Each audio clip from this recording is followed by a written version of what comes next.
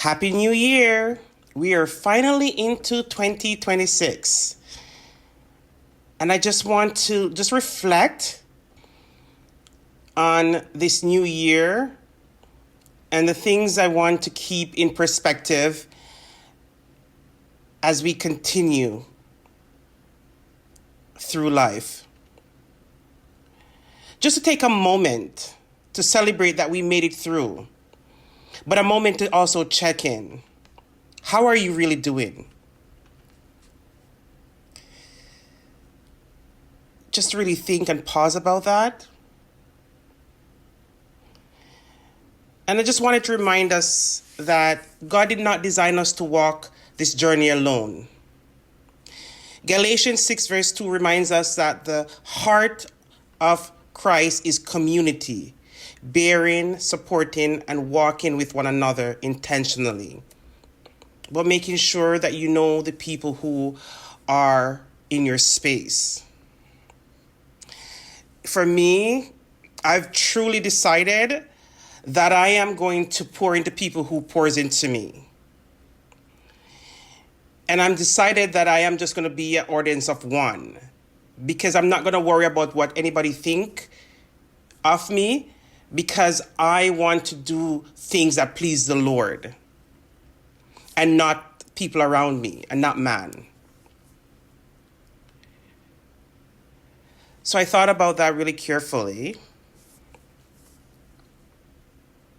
right? And just a reminder that as this year continue, about who God is. God is omnipresent.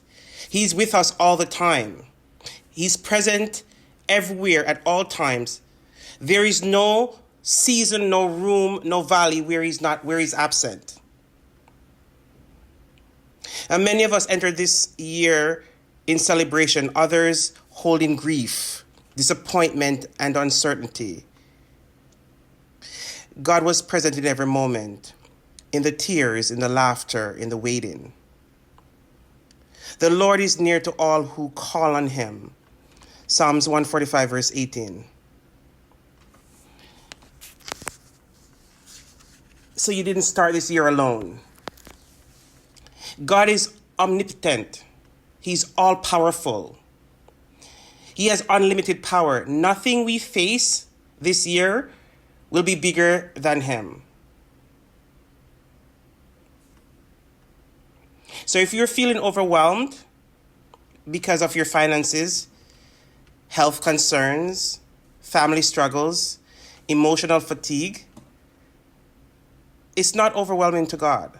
The same God who parted the Red Sea and raised the dead still moves in us today. Is anything too hard for the Lord? Genesis 18 verse 14. Our strength may run out, but he never does. He never does. God is omniscient. He knows all things. God knows everything, past, present, and future. Nothing surprises him. I really had to sit back and really think about that one, because I'm like, he knew that I was going to take a detour before I took a detour. He knew I was going to go around, but eventually I will come back. Because regardless of which route I take, it has to be fulfilled. And he knew that. And you can just imagine his mercy and his patience with us, how much he loves us. Even when we do not know what this year will unfold, he already does. He knows the prayers we haven't prayed yet, and the needs that we haven't even voiced yet. Before a word is on my tongue, you, Lord, know it completely. Psalms 139, verse 4. And you can trust him with what we don't understand, because sometimes we will not understand, and sometimes it will not make sense, but we have to trust him.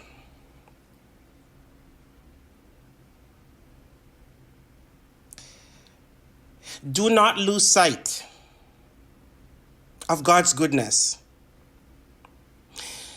The Bible speaks of enmity, hostility, division, and opposition. And it distorts our vision. Enmity takes root when we stop recognizing God's goodness, when we focus on lack instead of provision, when we become suspicious instead of supportive, when we isolate instead of embracing community. Enmity makes us forget how faithful God has been. It keeps us looking at what we don't have rather than what God has already done. So I'm encouraging you this year, be intentional about uprooting enmity from our hearts, our words, and our relationship. I was reading and come up on the word gleaning, and I looked it up. And it's God's heart for provision and community. And in the Old Testament, God established laws of gleaning, where farmers were instructed not to harvest everything. Leftover grains was intentionally left for the poor, widowers, and orphans and foreigners. And it got me thinking how intentional God was, making sure that everybody was taken care of. And he made it law that if you own something, you do not take, even though you own it, you leave some for orphans and foreigners. And it showed that God always made provision for his people. Because that's not something that ordinary people will think about, because for human, all we think about is greed. We want more. And you look at people like, if you don't work hard, you don't get. But we know that's not true. And he made provision for his people. When you reap the harvest, do not reap to the very edges. Leave them for the poor and the foreigners. Leviticus 19, verse 9 to 10. His system was never about greed. It was about care, dignity, and shared responsibility. Today we see greed. We hoard instead of share. We rush for our needs instead of stopping. We focus on mind instead of ours.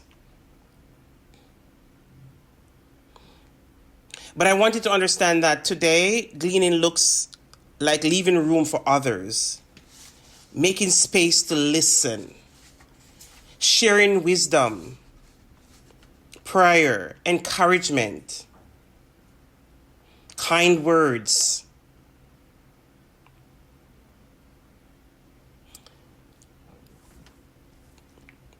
I just wanted to share that, moving into 2026 and thinking about how we share with each other, how we encourage each other and support each other through kindness.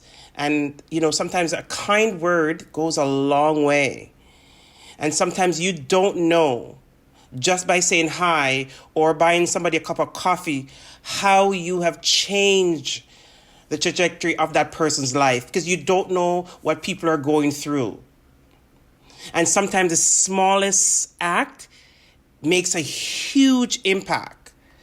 So what I'm trying to say is encourage someone today, smile today, share a word of encouragement. God bless you and have a wonderful day.